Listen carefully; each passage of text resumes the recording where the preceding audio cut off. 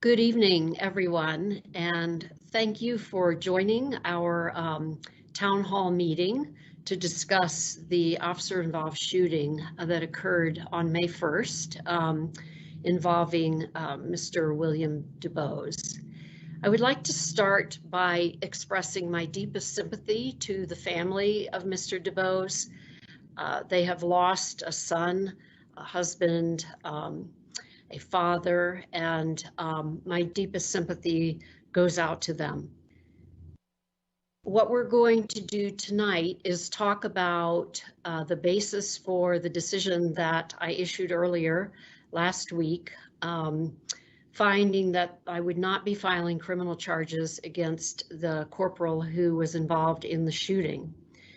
When I ran for this office, I made a commitment that I would hold a public hearing anytime there was a fatal officer-involved shooting involving a Denver police officer.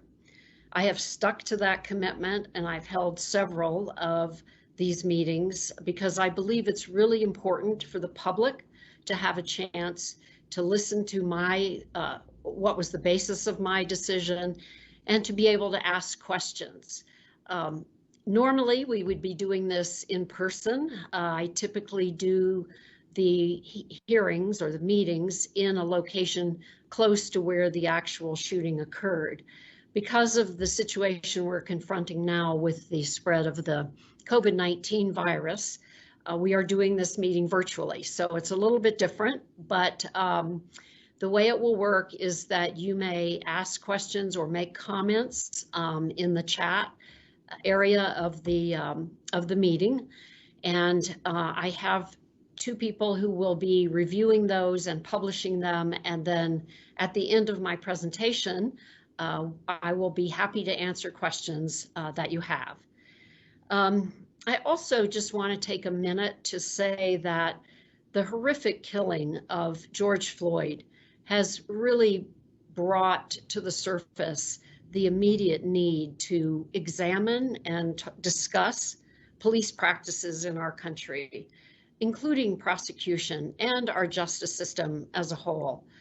I am very committed to pursuing this kind of discussion and to making changes in the way we do police in our country. I support Black Lives Matter, and from the day that I was sworn into office, I have been working both within my office and within the criminal justice system toward reducing mass incarceration, and particularly that of Black and brown people. I look forward to the opportunity to work with members of the community, members of my staff, members of the police department, as well as other government agencies in order to really look very closely at our system and make some changes, bold changes, to restore trust or even build trust in the beginning in our criminal justice system. It is not acceptable that a segment of our population in the United States does not trust our criminal justice system, and I am committed to working to make that better.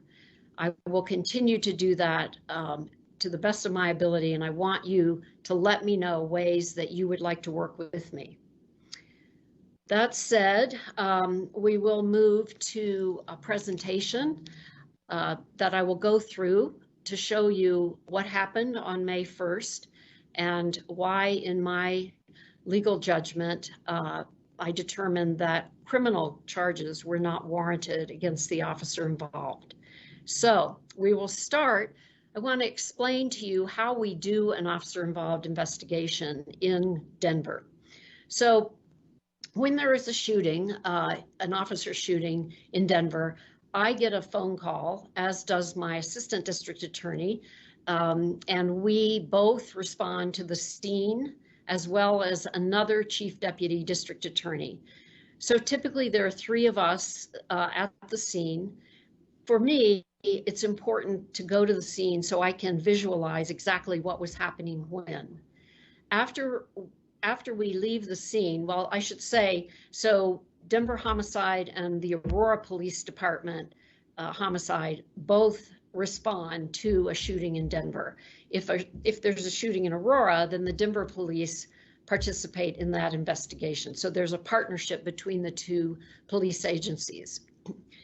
When there is a shooting, the officers involved are immediately separated from other officers and from each other. They are put in separate police cars, and then they are taken separately down to police headquarters where they are interviewed. At that time, their gun is taken away, as is their body-worn camera. So they do not have an opportunity to, well, they really can't alter body-worn camera because they don't have access to it. And that's taken away so that there's no question about that. In this case, neither officer observed their body-worn camera before they made a statement. The statements are taken that night in order to make sure that the officers' memories are recent and to help with the investigation. So I watch all of the interviews, and my assistant district attorney sits in the interviews of the shooting officers. We are allowed to ask questions, we are allowed to suggest questions, and also the chief deputy on call attends those and listens as well. The independent monitor's office is also notified of any officer-involved shooting in Denver, and they may send someone to the scene. Sometimes they do. They also may attend all of the interviews. So the officers are interviewed as well as any witnesses that are available that observed something that night. So after that, then the homicide unit of the departments then conducts a further investigation. So they will do a surveillance of the area to make sure they capture any video or from any cameras that are in the area. They also canvass the neighborhoods for witnesses and identify any potential witnesses. And they also send any forensic evidence, any crime scene evidence, to our crime lab for analysis. For example, any guns that are involved, or if there is any question about fingerprints or blood spatter or things of that nature, those are examined by the crime scene, as well as DNA by the crime scene investigation team. And then the police department spends time completing the investigation. They also attend the autopsy that's done on the person who is deceased. And then we wait for an autopsy report, which also involves a toxicology examination by a laboratory. Once we have all of that and a presentation is made to the office, we take all the evidence in the DA's office, put it together, and consult with each other about an appropriate resolution and whether or not there should or could be criminal charges filed. So once a decision is made that no criminal charges will be filed, let me back up just a minute. I typically try to meet with the family of the person who is deceased during this process to explain to them what the process is and to reach out to them to express our sorrow for the loss of their loved one. And then, as I was saying, if the decision is there will be no criminal charges filed, I meet with the family of the deceased the day before the decision letter is issued, or that day if we're unable to schedule it before. And I give them a copy of the letter and also answer any questions that they may have. The next day, the letter is released to the public. It's sent to the police department, and then we schedule a public hearing or a public meeting, such as what we're doing today. And that is an opportunity for me to explain the law, the facts, and answer any questions. All after, if there is no charge filed, we do make our records available to anyone who wants to come down to the office and go through them. And we do provide records to the family that they request. So at this point, we're going to go ahead then and speak about what happened on May 1st. We followed this process that I've just outlined that we follow on all cases. So we will discuss now the shooting death of Mr. Debose. Next slide, please. So this took place on May 1st at May 1st, 2020 at about 10:20 p.m. And it occurred in the 3200 block of West Colfax Avenue. Some of you may be familiar with the Corky Gonzalez Public Library. So it was in that parking lot. Next slide. So the involved officer was a corporal with the gang unit, and corporals are typically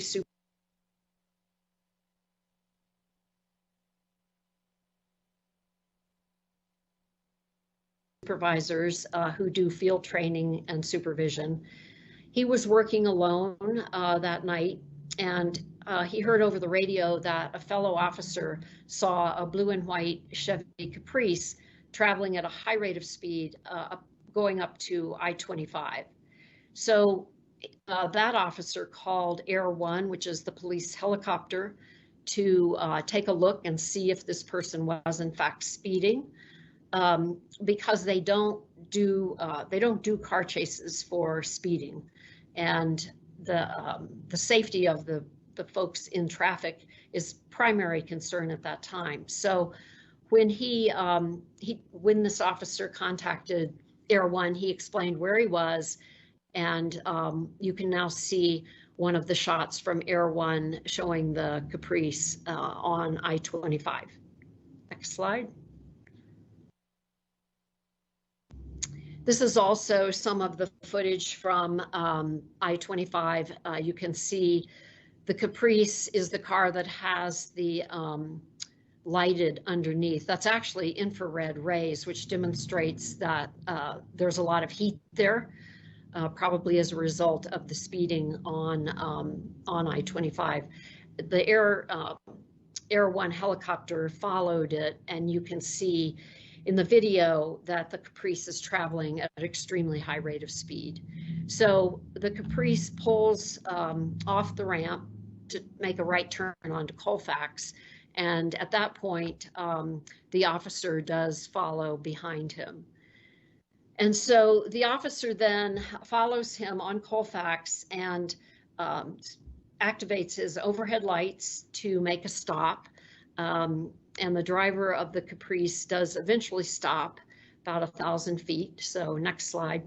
So you can see the Caprice is the car in the middle. You can see the lights on the officer's car behind him. So at that time, the passenger in the back seat of the car got out of the car and put his hands up and walked away from the car. Next slide. And when that happened, the Caprice took off at a high rate of speed. So that particular officer did not follow it.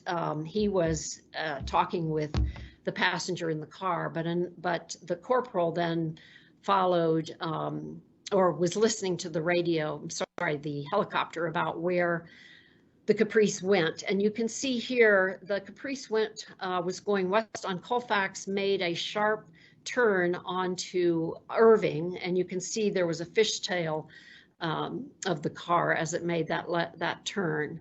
And actually, I think that was a right turn, sorry.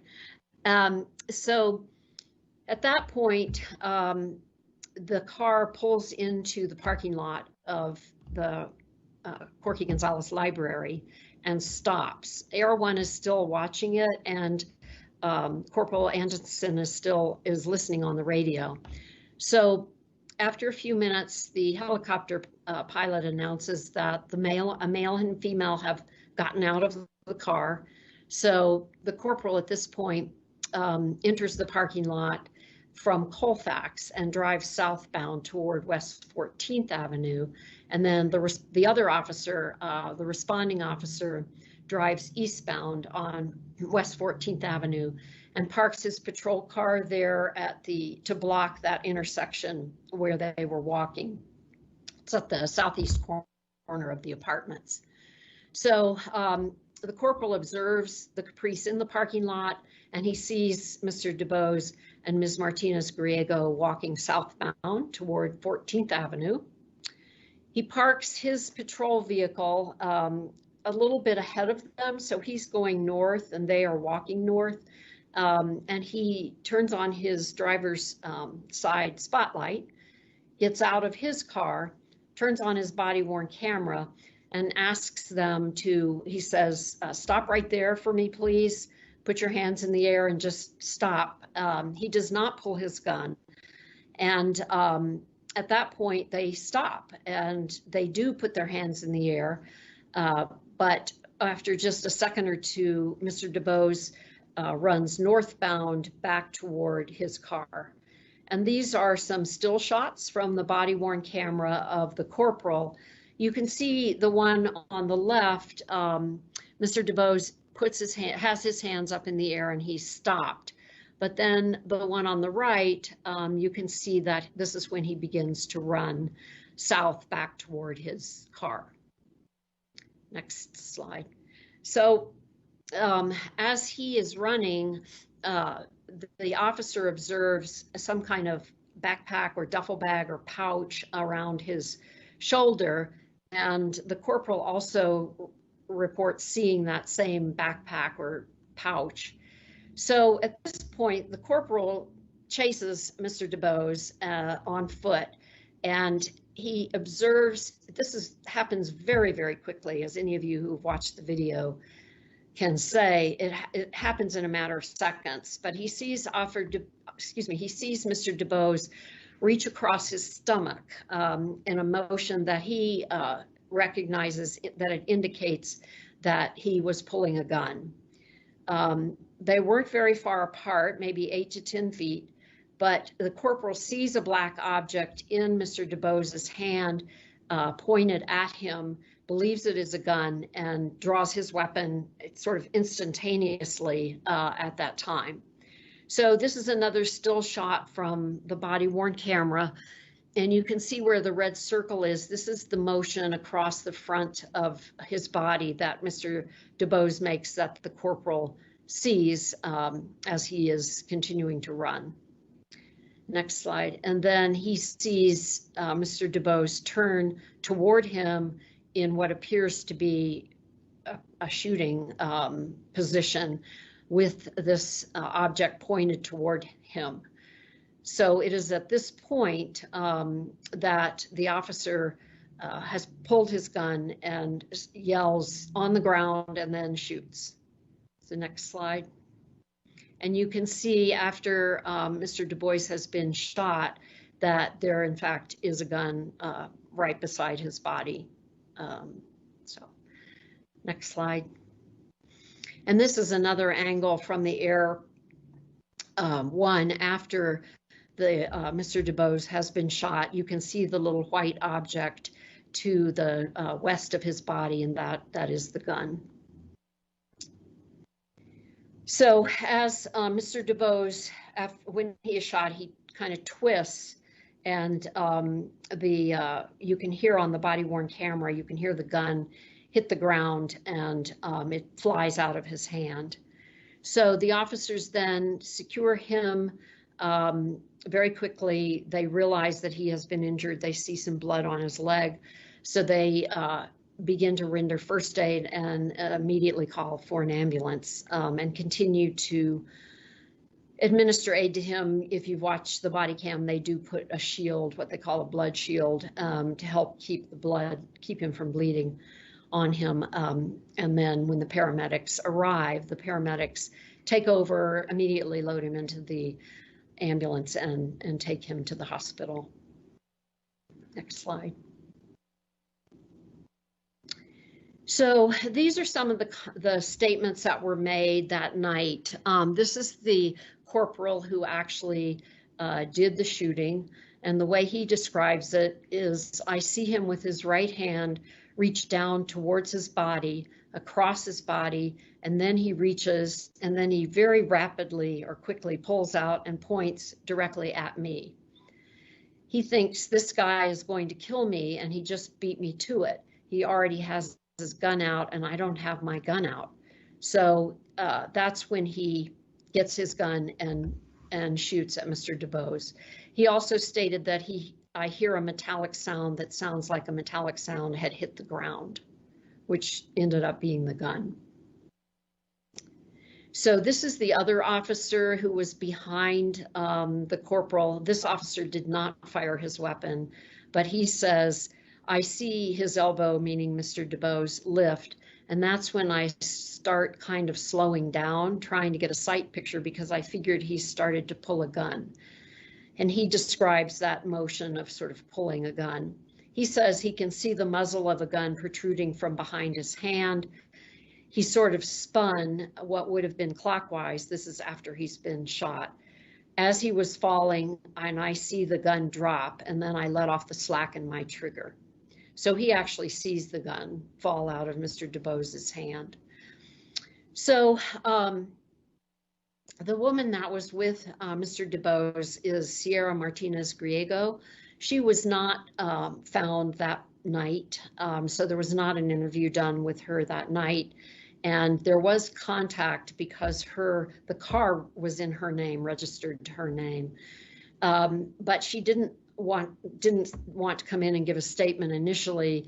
And then she ended up coming in on June 11th, which was another reason the case was delayed a little bit, because we really wanted to, if we could, get a statement from her, and that was scheduled once and had to be changed. So she came in on June 11th, and what she said was that she had gone to the liquor store with her husband, Mr. Debose, and Mr. Debose's friend, who she did not know at that time. She met him that night.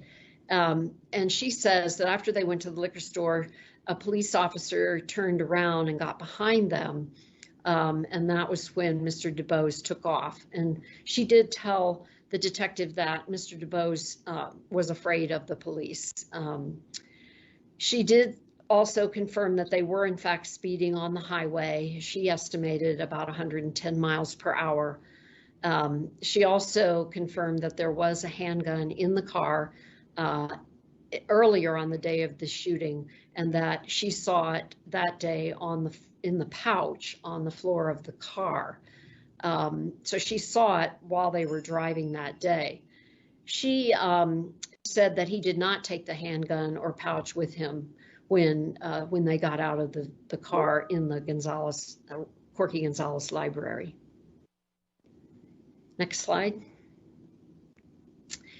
So the rear seat passenger, after he got out of the car, he, the police didn't arrest him or take him anywhere, but he walked over to the scene of the shooting, is my understanding, and then they asked him if he would make a statement. So he was brought down to police headquarters that night, and what he said was that he had gone to a house party in Arvada, that he didn't know Mr. Debose or Ms. Martinez Griego, but he met them at the party and heard them talking about going to a liquor store, and he wanted to get some cigarettes. So he asked if he could get a ride with them.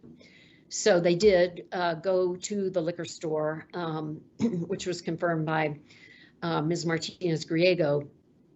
And then he describes them getting on the highway and going at a very high rate of speed. And he was scared. He said he'd been in a car crash before and was afraid they were going to have an accident and crash. So he asked Mr. Debose to please let him out of the car. So that's why you see the car stop there on Colfax, and the passenger gets out of the back seat. So that was what he said happened that night. Okay, next slide. So these are pictures from the crime scene. You can see the gun on the left-hand side, and then the handcuffs that were also left there, and then a closer up picture of the gun from the crime scene. So the gun was a Taurus G2C semi-automatic 9mm. There were 11 rounds in the magazine, and significantly, there was a live round in the chamber, which you can see in the bottom slide in the picture. So next one. And also there was the black pouch. It had diabetic equipment. That's what you see in the picture, but indicating that it was in fact open that night. Next slide. So the medical examiner's autopsy report reported that Mr. Debose died as a result of a gunshot wound of the chest, and went through the lungs, the aorta, the superior vena cava, and it was through the chest with a front to back and right to left trajectory.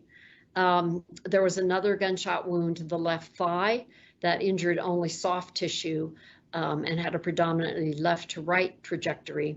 That wound would not have caused, that would not have been a fatal wound.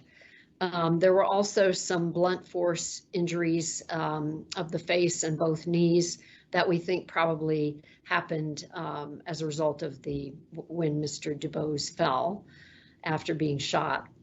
The toxicology report was positive for alcohol and cannabinoids in the blood. So the officer involved handgun was a Glock 34 9mm that had a 22 magazine capacity. There was one when it was taken from the officer, there was one live round in the chamber, 18 rounds in the magazine. Now he had one in the chamber at the time, so there were actually 23 bullets in his gun when he drew it that night. So he did shoot 4 times, and that's consistent with what was left in his gun. There were 4 cartridge cases at the scene that were consistent with that gun. There was a bullet fragment located at the scene, which was also consistent, and there was a bullet fragment removed at the autopsy, which was also consistent. Can you go back one, Scott? I think we skipped one. So I want to talk a little bit about what Colorado law allows in terms of self-defense. So our Colorado Revised Statute 18-1-7041, and this applies to anyone. It's not specific to police officers, but what the law says is that a person is justified in using physical force upon another person in order to defend himself or a third person from what he reasonably believes to be the use or imminent use of unlawful physical force by that other person, and he may use that degree of force which he reasonably believes to be necessary for that purpose. And then the next slide talks about when anyone is entitled under our law to use deadly physical force, and that's CRS or Colorado Revised Statute section 18-1-704 paren 2 says deadly physical force may be used only if a person reasonably believes that a lesser degree of force is inadequate and that the actor has reasonable ground to believe and does believe that he or another person is in imminent danger of being killed or of receiving great bodily injury. So that's the law that's applicable to self-defense to any of us. For police officers, it's also very similar. So what the Colorado Revised Statute section 18-1-707 paren 2 says under section A, peace officer is justified in using deadly physical force upon another person for a purpose specified in subsection 1 of this section only when he reasonably believes that it is necessary to defend himself or third person from what he reasonably believes to be the use or imminent use of deadly physical force. Next slide. So that's what our law says, and there is a U.S. Supreme Court case that has interpreted what an officer is entitled to do in terms of reasonableness. So what the Supreme Court has said is the calculus of reasonableness must embody allowance for the fact that police officers are often forced to make split-second judgments in circumstances that are tense, uncertain, and rapidly evolving about the amount of force that is necessary in a particular situation. And that's the Graham versus Connor case at 490 U.S. 386, U.S. Supreme Court decision. So what I do when I'm deciding and looking at these cases is I take all of the evidence that we have, I review it very carefully, I watch the interviews again, look back at any notes that I took or anyone else took, and also review the evidence reports and consult with others in my office about whether or not we can file a criminal charge against a police officer. And in the case of the death of someone, it would be a homicide charge, so murder, second-degree murder, a manslaughter, things of that nature. So I look very carefully at the self-defense law and whether or not what the officer believed at that time was reasonable. In this particular case, you had an officer who had not drawn his gun, who was not really anticipating that there would be a need to use force. Talking to these two people and asking them please to stop and put up their hands so that he could then make a determination as to who they were and whether or not their conduct justified an arrest. But because Mr. Debose took off running, the officer had to chase him in order to get the information that was necessary and in order to make any arrests based on the conduct that he was aware of. So I think the officer also was trying hard to keep Mr. Debose from getting back in the car, given the way he had been driving and the dangerousness of his behavior. So he wasn't anticipating using a gun or having to, use deadly physical force. But once he sees that movement reaching, and it's consistent with the gun being in the pouch, once he sees that movement and then sees the stance, the turning toward him, he's in a position that the law says he has a reasonable belief of imminent death or serious bodily injury. And in that case, an officer is justified under our law in using deadly force, which is what the corporal did in this situation. So based on those facts, and the facts are corroborated, it isn't just the corporal's testimony that we relied on. We looked very, very carefully at the body-worn camera.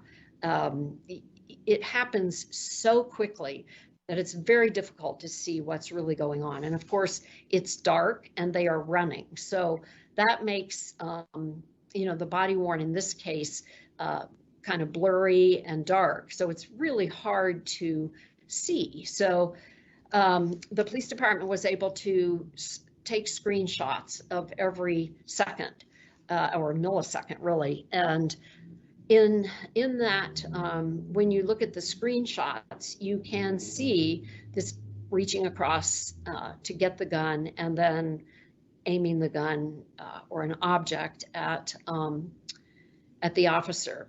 So what he testified to is corroborated by his body-worn camera. And it's also corroborated by the other officer who was running behind Officer Anderson and saw the muzzle of the gun himself and saw that kind of motion that led him to believe that there was a gun. So you have that as well. And then the other thing is that the body-worn camera clearly captures the sound of Mr. Debose's gun hitting the ground when he falls, and the other officer says he sees that gun fall out of his hand.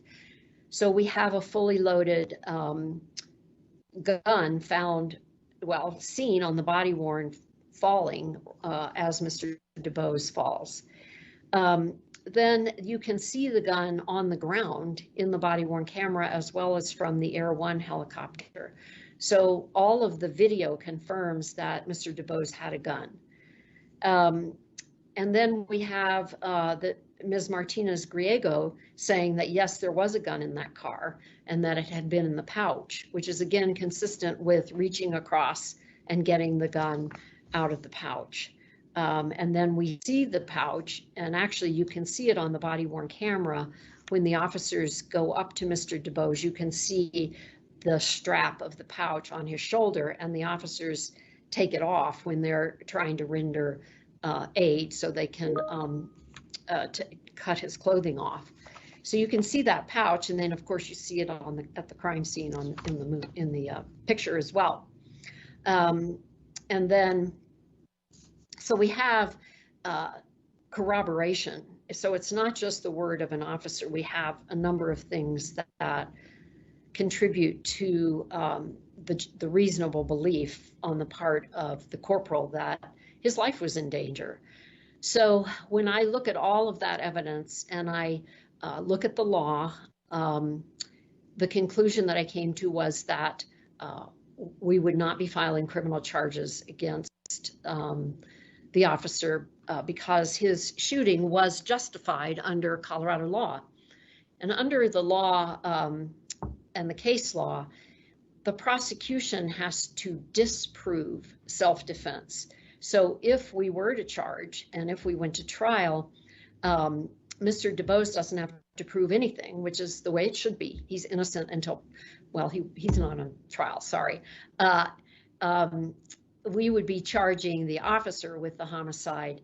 The officer would not have to allege self-defense, as he would not have to testify to self-defense. We would have to disprove that he was acting in self-defense based on all of the evidence. So under those circumstances, the shooting was justified and criminal charges are not warranted. At this time, I want to open it up to questions, but I also, I also meant to say that the Denver Post editorial, which some of you may have seen, after they had watched the video and looked at the statements, concluded that the death appears to have been an act of self-defense. And this was issued on June 18th. The Denver Post editorial states, after watching police body camera footage, it appears that Denver Police Corporal Ethan Antonsen shot and killed 21-year-old William Debose in self-defense. Black lives matter, Debose's life matters, and it matters that we all look at the evidence before us and weigh what happened that tragic night. All right, so at this point, I want to introduce my Assistant District Attorney, Zach McCabe, who is also going to participate in answering questions as needed. So we also have two members of my staff will be publishing the questions and asking me the questions. So it's a little hard because I can't see any of you, and that I would prefer to do these in person so I can face-to-face tell you, answer your questions. But in light of the governor's and the mayor's restrictions on gatherings of people indoors, we really have to do this in a virtual format to be safe to everyone. But I very much appreciate any of you who are listening.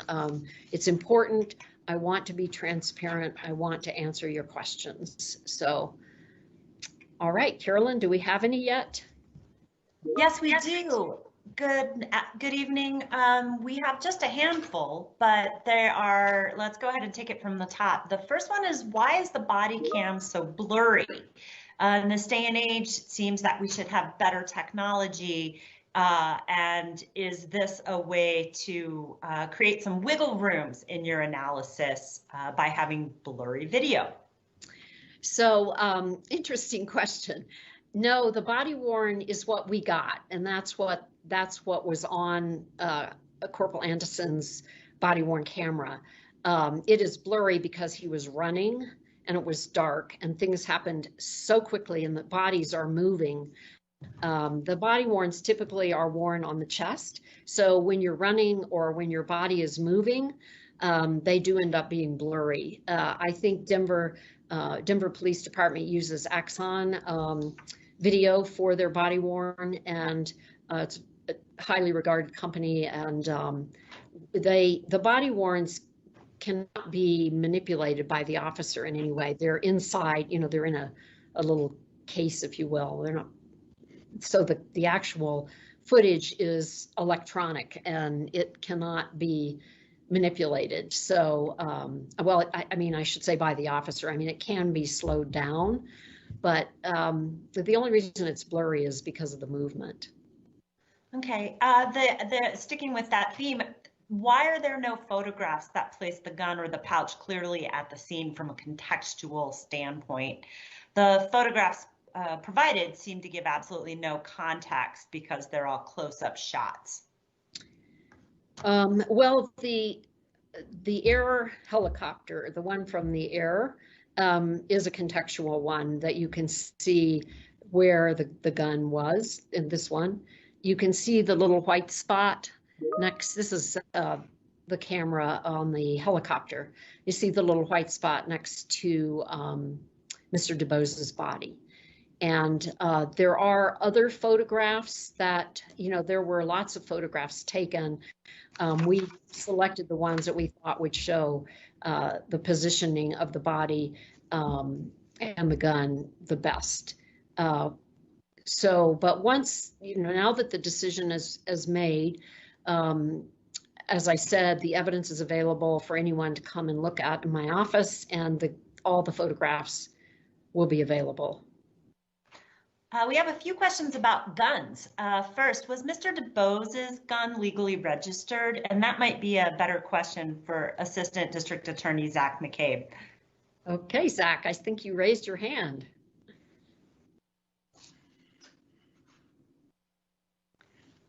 So, Mr. McCabe, do you know if the gun was legally registered? Yeah. So in Colorado, there's no such thing as legally registering a gun. In fact, the state legislature has said that it's improper for there to be such a registry of people who own handguns or firearms in the state. I can say that this gun was purchased in January of this year.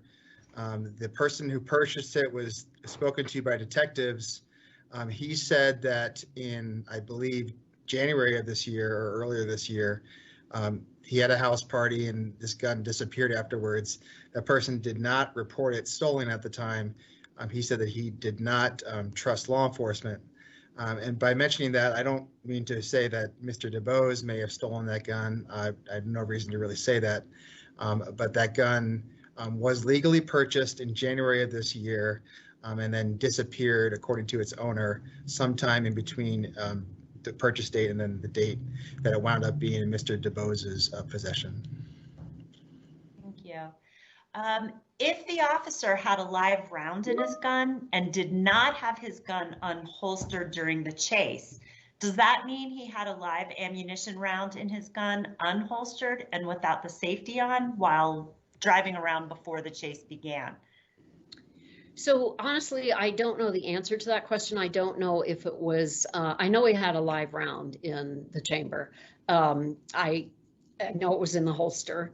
I don't know precisely at what moment he unholstered it. Opened the holster. So he obviously got to it quite quickly, but it is not uncommon for an officer to have a round in the chamber when they are on patrol. Thank you. Has this officer, can you speak to his record? There's a question about whether he has been involved in any previous shootings, and if so, how many? We don't have any record of this officer being involved in previous shootings, at least being the shooting officer.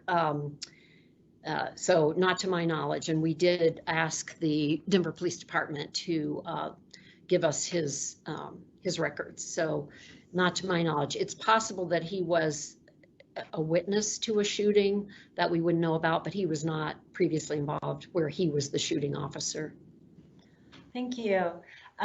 Going back to the information with respect to the video and the photographs, why was the police department allowed to take the screenshots and provide them to our office?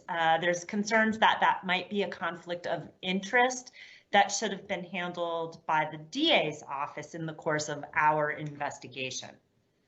So we actually asked that the police department see if the video could be slowed down or if screenshots could be taken, and they I believe they sent the video out to an independent group and also sent it to Axon, which is the manufacturer of the body worn. And I believe that the still shots were as a result of Axon and the Denver Police Department videographer doing the screenshots. So my office doesn't have the capability to do that. And if the police department did not have that capability, or the company that they sent it to did not have that capability, then we could have asked for it to be sent out. We wanted to get it done quickly, and I did not, I mean, because we have the original video that was unaltered, it did not appear that there was any manipulation of that particular video, and it is available for others to review if necessary. But we needed to see if we could get it slowed down, and that's what we were provided by the police department. Thank you. DA McCann, would you be willing to prosecute a police officer, and have you ever? Well, yes, of course. I am very willing to prosecute police officers when they violate the law. And yes, I have. I have charged 2 Denver police officers with assault and 1 Denver sheriff with assault. One of the police officers' cases went to trial, and the jury found him not guilty, even though we had video of him using a baton to hit a young man.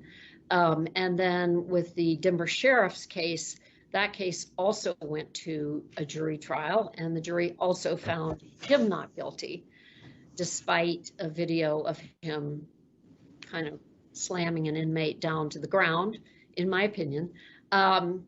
And I also, the other Denver police officer pled guilty and ended up, I believe, resigning. I currently have a case pending against a Lakewood police officer for sex assault, which is scheduled to go to trial in August. Thank you. So an anonymous poster wants to know that comment first. Mr. Debose was flagged for speeding and failing to use a turn signal. Assuming that's correct, this person would like to know if we investigated any of the other officers who put a helicopter on him for speeding.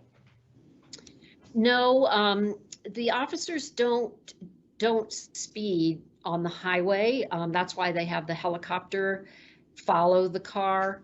And so there was no indication that the officers were speeding. The one officer that was following him eventually at the stop did come up behind him, but we had no indication that the officer was speeding. And as far as I know, there was no record of him speeding. Thank you. Speaking of records, someone would like to know how they can come in person and view the records, as you mentioned earlier in your comments.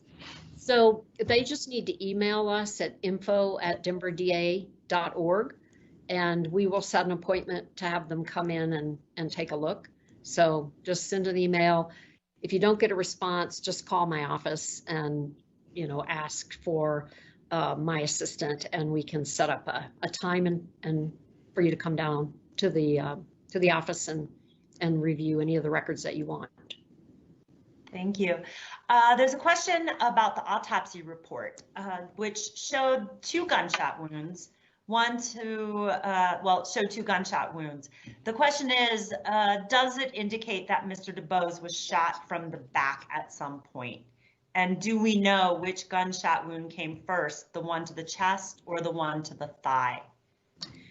There is no gunshot wound going in the back of Mr. Debose. The autopsy report is very clear that the fatal gunshot wound in the chest came in through the front and exited out the back. The other gunshot wound was in the left thigh, which was not a fatal shot. And no, we don't know which one came first. Thank you. This person would like to know if you are doing anything on the broader issues of race and justice. Yes. When I took office, when I was running for office, I talked quite a bit about over-incarceration, mass incarceration, and the impact of over-incarceration on communities of color. So it's something that I have been committed to working on since I took office.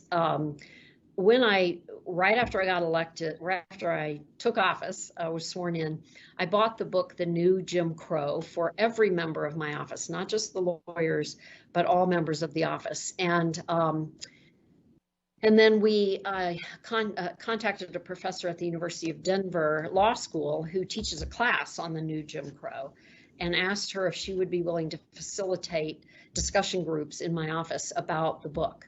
And those of you who are not familiar with it, it is a very interesting book about how the criminal justice system has become kind of the new Jim Crow, and the devastating impact that it has had on particularly African-American men and African-American communities.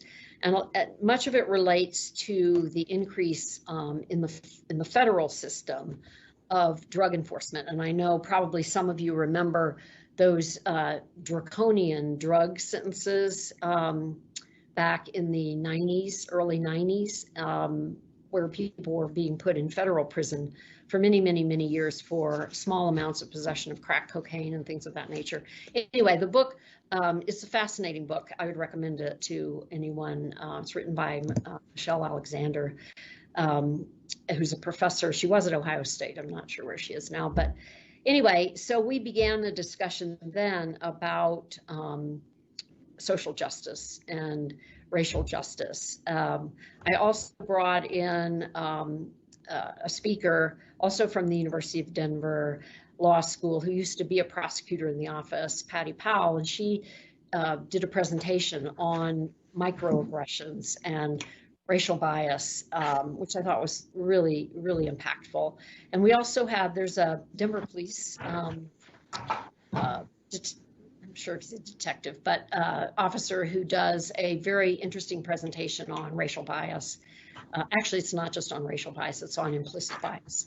So he came and spoke to my office, and these are mandatory requirements. I also was very interested in doing some work within our files to see if we are, if unconsciously treating people of different races differently when we're charging, when we're disposing of cases, when we're recommending sentences. And so we partnered with a professor from the University of Colorado at Denver to bring interns in and begin to go through our files. And that study is still going on, even though it started a couple of years ago. It took a little while to get the funding and get things going, but she is continuing to do that. We're hoping for a report sometime in the fall, which will help me determine what actions need to be taken, if any, with regard to how we're handling cases ourselves. And so I also have 4 advisory councils from the community. One of them is law enforcement and the community, which is comprised of a very diverse representation of members of the community. I meet with them monthly And we talk about issues that the community sees and issues that we could be addressing. I also explain to them how we handle a lot of cases. And it's a very good dialogue about what's going on in the community and also concerns that many people have about the rise in violence in the community, and my own personal concern about the increase in the number of guns that we are seeing in the community, particularly in the hands of young people. So we are working on a better approach for people who are young, under 18, who we pick up for possession of guns, who haven't used them yet, hopefully, or been injured themselves. We're trying to figure out a better way to handle those kinds of cases. I also started a young adult diversion program. We have a juvenile diversion program, which has been a great program. And I wanted to also look at people who are in that age category of 18 to 26, because any of you who've raised a child or you've been teenagers yourselves know that at age 18, the brain doesn't suddenly become very mature in adult life. So we were able to get funding and start a young adult diversion program, which we're now actually expanding to all adults for lower level crimes. And that has been a very successful program. We are hoping to expand it. We're looking for some additional funding. And it's a very diverse program, the people that are in that program. I also started what's called restorative justice, which some of you may be familiar with, which is an alternative way to handle some criminal behavior so that it gives the victim and the defendant an opportunity to actually speak to each other in a facilitated, safe space with members of the community. It's based on kind of the Native American peacekeeping circles so that people actually can understand the impact that their actions have on a victim. And the victim has an opportunity to ask, why did you do this? What's your background like? And we found that to be, can be very healing for both the victim and the defendant in the appropriate kind of case. And we've actually been doing that now, mostly with misdemeanors, but we want to expand it into felony cases. And we have done a couple of felony cases as well. And I think it provides more satisfaction for people involved in the system, again, depending on the case, than just the very sterile courtroom environment.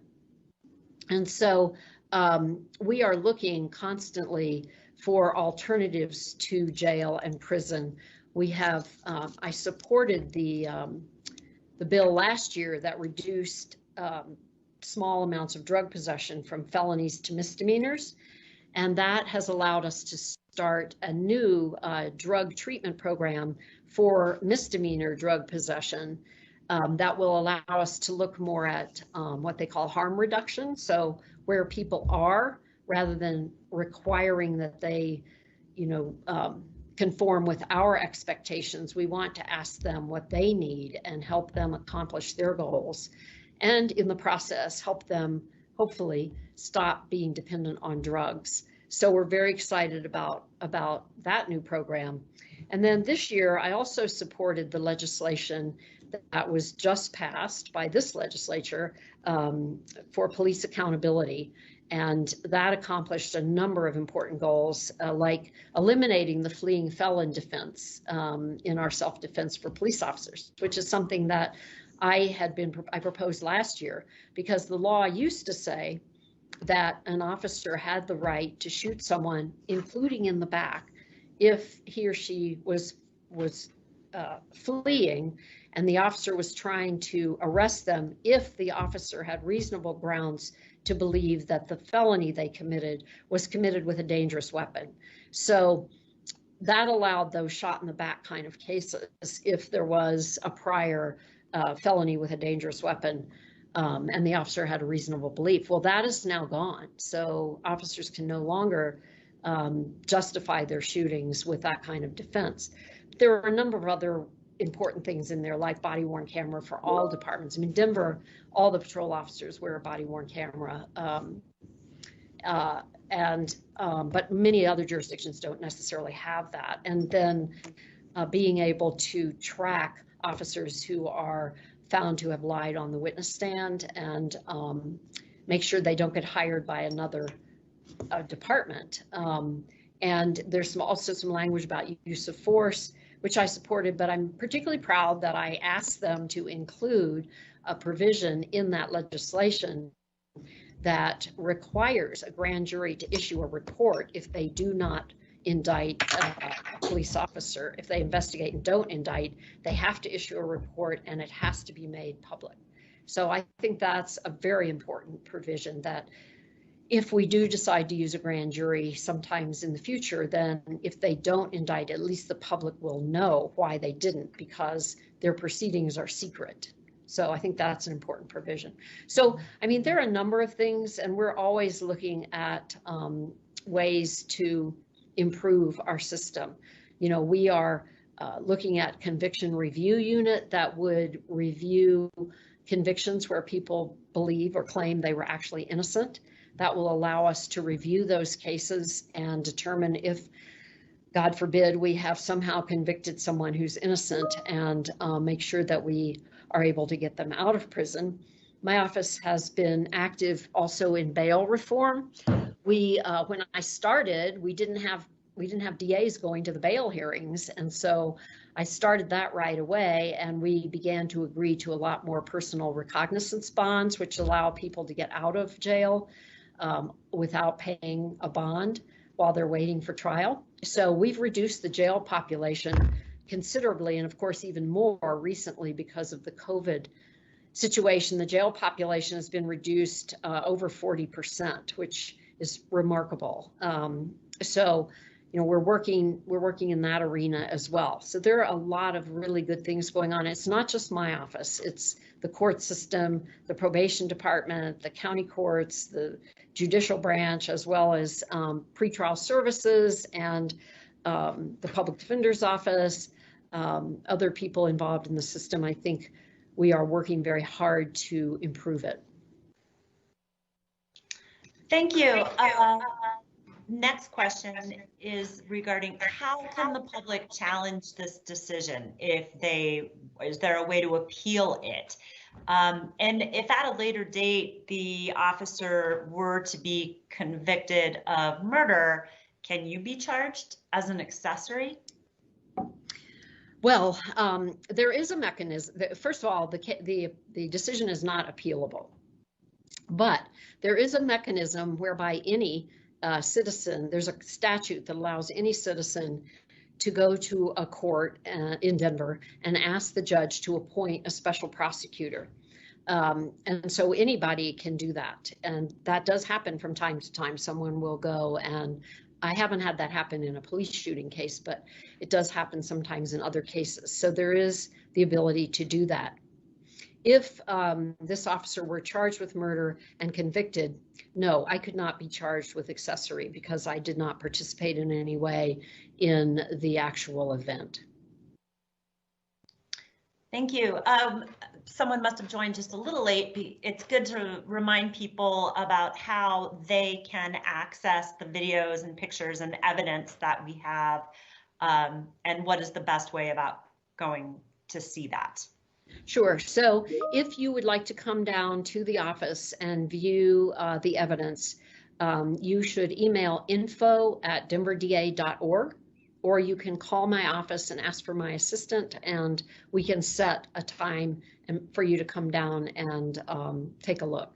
Given the COVID situation, you know, it'd be limited to how many people could look at one time, and masks are required, but we do that in every case that we don't file on an officer-involved shooting. So we're happy to do that. Thank you. There's a question about whether folks are going to be able to find a copy of this event online after it concludes. And also a two-part question from Anonymous here. Did Mr. Debose have a CCWP? I'm happy to take the first part and say that we are looking into making this available to the public after the event, but we are going to have to figure that out, and we'll let folks know if they're interested. So should they go to our website to Yes. see when we would be able to put it up? That's where we would be communicating if it was possible and where to go if it is. Okay. As far as I know, he did not have a CCW permit. Okay, and that of course stands for concealed carry weapons carry, permit? yes. Okay, great. Thank you for that. You had mentioned that the officer is part of the gang unit. DA McCann, is there any indication that the deceased was affiliated with any gangs? This person is curious why Air 1 was requested to pursue the speeding car. There is no indication that Mr. Debose was a member of a gang. The gang unit officers are also regular. I mean, they patrol as well. So they, if they see a crime taking place, whether it's related to a gang or not, they will pursue it and report it. So in this case, the officer saw the speeding heading up to I-25, and that's why he contacted Air 1. Thank you. There's a question as to whether Mr. Debose was right-handed. As far as I know, well, actually, I don't know. I know that the weapon was in his right hand, but I don't know for sure if he was right-handed. Okay. Back to the autopsy report, there's still some questions about the trajectory of the gunshot wound to the and whether that was slightly back to front. Can you go back and please explain the gunshot wounds? Sure. Let me see if I have, yeah, I have the autopsy report here. So what the autopsy report says as far as the trajectory is, okay, the autopsy revealed a perforating wound path through the chest with a front to back and right to left trajectory. And he died as a result of a gunshot wound of the chest that injured both lungs, the aorta, and the superior vena cava. Let's see. I think he has a little more detail.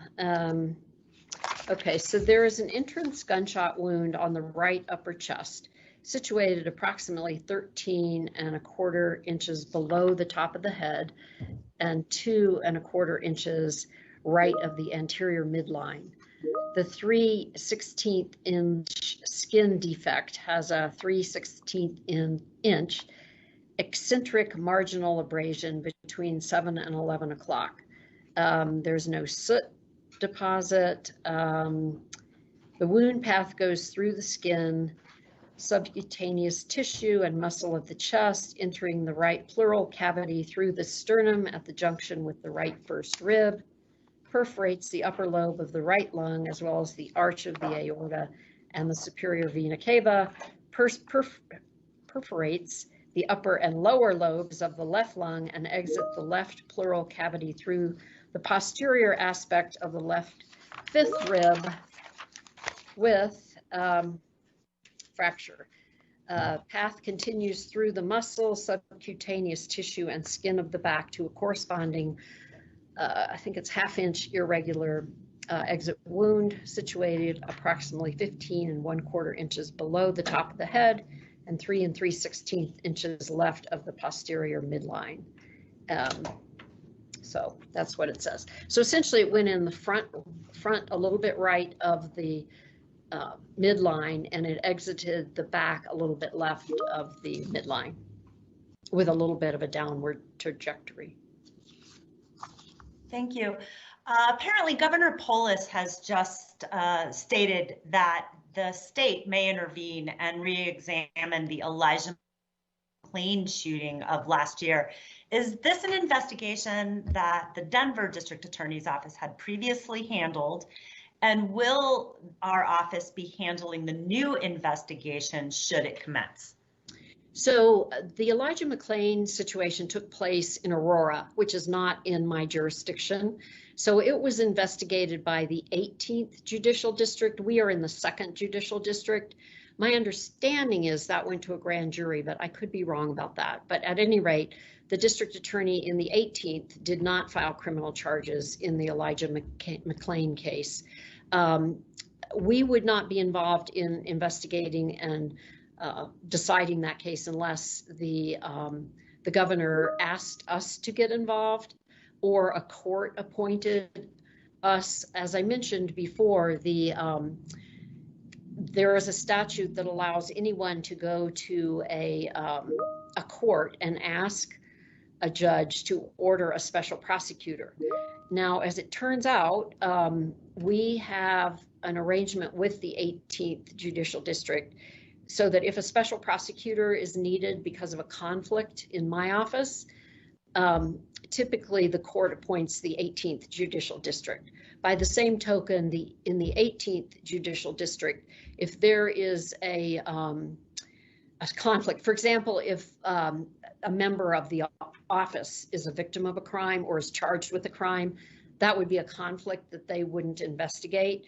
So a special prosecutor would be appointed, and typically that would be my office if it was from the 18th. So I haven't seen the governor's order. I mean, the other thing he could do is ask a court to appoint the attorney general as a special prosecutor. But I believe that it would have to go to a court. I could be wrong about that. Actually, I think the governor has the authority to issue an executive order appointing the attorney general as a special prosecutor. So it kind of depends on what the governor decides to do, whether he wants another DA's office to investigate it, or if he wants the attorney general's office to investigate. Thank you. Are your advisory council meetings open to the public? And if so, is there information for how the public could attend a meeting? Yeah, so typically they are, yes. I mean, we also are open to adding new members. You know, when we started, I knew several community members who were, for example, members of the Denver Justice Project, the Black Ministerial Alliance, Servicios de la Raza, the Latino Forum. So we reached out and had people start coming from those kinds of groups. But as they've existed over the last couple of years, we've expanded, and some people have left and new people have come in. So if someone is interested, have them email, or you should email the info@denverda.org. And so there are 4 different advisory councils. There's the law enforcement community one, which I mentioned. I also have one on immigration. I also have one on mental health and the criminal justice system. And then I have a youth advisory council. So if you're interested in joining or finding out more about one of them, just email that number or that address, and we'll get in touch with you. Thank you. Going back to the questions as they come in, did Mr. Debose have a criminal history, and can you talk about that if so? I really don't want to talk about any criminal history of Mr. Debose. There was no significant criminal history, let me put it that way, but I'm not comfortable really talking about that. Okay, maybe you'll be more comfortable talking about how you determine what information can and cannot be shared. So when someone is originally arrested, typically the arrest warrant is public, but all the names are redacted of victims and any witnesses and people like that. The probable cause statement and the arrest warrant typically are available to the public. Once a case is filed, we don't typically release any evidence until the case is resolved. So, for example, if someone's charged with assault, we don't release statements of witnesses. We don't release any body-worn camera. We don't release any video. And the reason is that we want to preserve the right to a fair trial for the defendant, and we don't want, for example, a potential juror to see something on the news and then end up on that jury. By the same token, we don't want a witness to see something on the news or hear something or see another witness's statement that might influence that witness's recollection or statement. So we try, we don't release during the pendency of a case. Once the case is, if we've decided not to file a case, what we have is a process whereby people can go on our website and request records under the Criminal Justice Records Act, which is a law that does provide for public access to criminal justice records with some exceptions and some discretion on the part of the criminal justice agency. And when we do release those records, we will redact the names and identifying information of witnesses and victims. So that's the procedure. There also, if we don't file a case, then we typically don't have the records. It's really the police department that has the records, and they have what they call a civil liabilities bureau, where people can request copies of records from cases. Thank you. Apparently, I have, in the interest of trying to get through as many questions as possible, failed to include part of a question from a reporter with whom you interviewed the station you interviewed last week. And this is about going back to the gunshot wound. The full question was also about the thigh and the gunshot wound to the thigh and the trajectory of the left to right, slightly back to front. And does that indicate that Mr. Debose was shot from the back at some point? And do we know which gunshot wound came first, the chest or the thigh? Thank you. We don't, but the fact that it was in the left thigh, it could have happened after the chest wound happened, as Mr. Debose twisted around so that his left side was more facing the officer, but we don't know which one came first. So what the autopsy report says, there is an entrance gunshot wound on the lateral left thigh situated approximately 35.5 inches above the bottom of the left foot and 2.25 inches or 2.5 inches lateral to the anterior midline of the left lower extremity. And then it talks about the skin defect has a 3/16 inch abrasion between 5 and 7 o'clock. The wound path goes through the skin, subcutaneous tissue and muscle of the left thigh and continues through the soft tissue of the left pubic area. A projectile was recovered within the subcutaneous tissue of the pubic area at approximately 31 7/8 inches below the top of the head and a 1/4 inch left of the anterior midline of the body. So it's the trajectory of the wound is left to right, slightly back to front and upward with the body in anatomic position. So we don't know which one happened first. Oops, sorry, my phone's going off. It's okay. This may be a better question for Mr. McCabe. Do we know who chooses the companies that are used to enhance the body-worn camera footage that we use to make the findings in this case? And what is that process? Mr. McCabe, do you want to? Sure. As Beth mentioned, that much of that information comes from DPD working with experts that they contact as part of their investigation, which they then present to us. I can tell the questionnaire that much of our analysis did not factor on the specific slowing down or enhancement or brightening of those images. In fact, those were provided to us pretty far into the game. The other corroborating factors that we mentioned in our decision letter corroborated what the officer said. And then when we saw those images from the experts that DPD used, that kind of only confirmed what we thought was the case. I will say that there are some efforts internally on our part to do some brightening of the images, but not to the extent that was ultimately provided and I think released as part of the Denver Police Department's public release of information. Thank you. DA McCann, did you have anything you wanted to add there?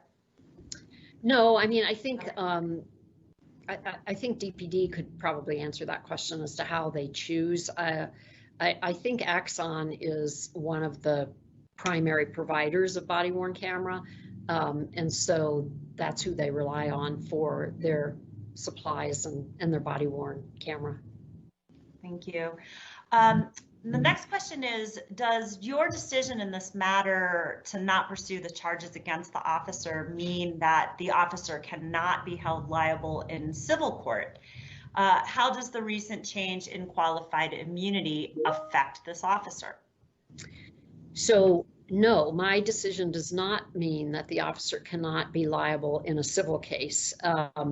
My decision is totally whether or not he would be charged with a criminal charge. He and the police department can still be sued in a civil action. The law that was recently passed will not affect this particular officer because the law was not effective until it was signed by the governor. It's not retroactive. Moving forward, if a police officer is sued and is found to have violated a use of force provision, then the officer under the new law could be held personally liable up to, I believe, $25,000, although I believe the officer can have insurance for that. So that eliminates the qualified immunity for the officer up to that amount. But again, the officer has to be found. I mean, just the fact that they're sued doesn't mean that they would be personally liable. There has to be a jury finding or a court finding. Thank you. DA McCann, do you agree the law is Second Amendment and not a concealed carry weapons permit to carry a firearm? I'm not sure I understand that. Yeah, so I think it's more about the law is Second Amendment and not to carry a firearm. So what I can say is that in Denver, you cannot openly carry a firearm. And you have to have a concealed carry permit to carry it. Open carry is not allowed in Denver. So if you have a concealed carry permit, you can carry your weapon concealed. So, you know, and it differs from different jurisdictions. For example, in Colorado Springs, you can open carry. So depends on where you are in the state, what the law is. Thank you. So I'm not sure if this person means DPD Chief Pazin or the Sheriff Gomez, but the question is that there has not been a release of public records that are paid for nor returned payment. What's the process to criminally charge Sheriff Gomez for violating the law? Well, it would be the same process if a deputy sheriff, were involved in a fatal, well, it doesn't have to be fatal, were involved in a assault or any kind of criminal behavior. My office gets involved after, so the police department would investigate the situation. They would do a full-blown investigation just like they do for a Denver police officer, and would provide that information to my office. And then we make a decision whether or not a criminal charge should be filed. Like I mentioned, I did file an assault case against a deputy sheriff in Denver. So it's the same process that we go through with the sheriff's department or the police department.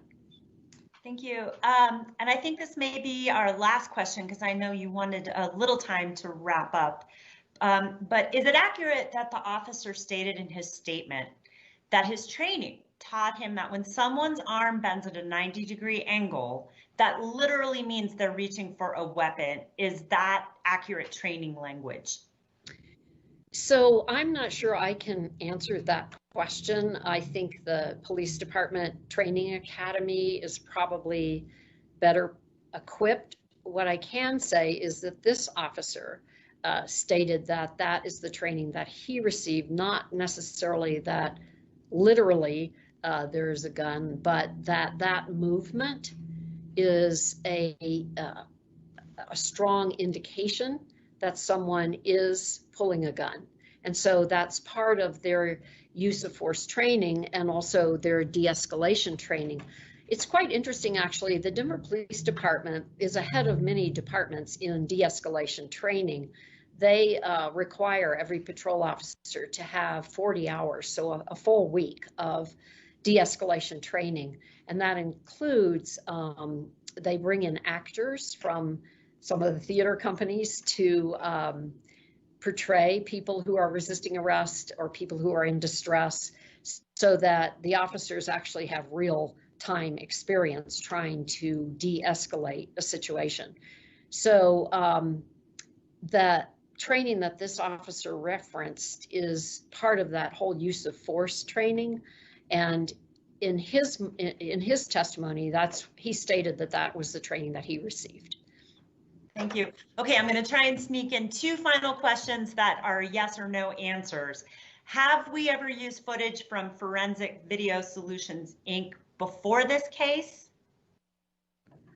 I don't know, honestly. You know, I've only been in office for 3 years, and I don't know if we've used Forensic Solutions video. I don't think we've used it, that we haven't used it in the cases that I've reviewed, but I don't know if we've ever used, or if we've used it in cases that other deputies in the office are reviewing. Thank you. And was Mr. Debose able to legally own or carry a gun? I don't know the answer to that question, honestly, because it wasn't part of what I was looking at in terms of the case. You know, I'm looking at what happened that particular second, those seconds when the officer shot him, and whether or not he was legally entitled to have a gun wasn't really, it didn't matter. If he was legally entitled to have it or not, it didn't matter, because he pulled it and pointed it at a police officer. So that's really what I'm looking at under the law. Is the officer justified in responding the way he did based on what he reasonably believed? And my conclusion was that he had a reasonable belief that he was in danger of death or imminent bodily injury. So it didn't matter whether or not Mr. Debose legally could own the gun. Didn't matter. So. Thank you. Well, we are just about at the top of the hour here. So DA McCann, would you like to say a few concluding remarks? Yes, I want to thank people again for listening and for asking questions. These are heart-wrenching and extremely difficult decisions. And I can assure the community of Denver that I spend huge amounts of time and a lot of thoughtful review whenever this kind of situation happens. They are tragic. They are always tragic. They're tragic for this family that lost a loved one. And we really look very hard at what is the law, and would a jury be able to convict under the law? They're also tragic for police officers. You know, I've seen a number of officers who give their statements, and it's a horrible situation. And they're very, very difficult for my office to make decisions. That said, I believe that I was elected to exercise my discretion and to make tough decisions and to make thoughtful and careful decisions. And that is what I do. People often don't agree with the decision that I make on both sides, you know, when I charge someone or when I don't charge someone. but I take this responsibility extremely seriously, and I agonize over these. So I just want the community to know that I hear you and I have heard you about your concerns about police behavior and the criminal justice system and the impact that it has on our communities of color. I want to work with you. I am committed to improving the system, and I hope that I never see another one of these. And so I just want to end with saying that I agree with many of the things that are being discussed. I meet with national DAs across the country. We are talking about these issues almost daily and talking about how we can be part of the solution. And we also are doing a lot of internal discussion in our own office. We have people of color who work here, and we have people in our office who are hurting and who are needing support. And we have also people who are very committed to treating people fairly. That's what we try very hard every day to do. My office, I know the people that work here, and I know that what they want to do is be just and fair, but keep community safety at the top of our agenda, at the top of our minds, and make sure that we protect the community, but we do it in a fair and just way to everyone, regardless of background or skin color or any other aspect of someone's humanity. So with that, I think I will close. Again, I want to thank you all, and feel free to contact my office if you have more questions, or if you want to participate in one of the advisory councils, or if you want to come down and view the evidence. Welcome your comments and participation. Thank you very much. Have a nice evening.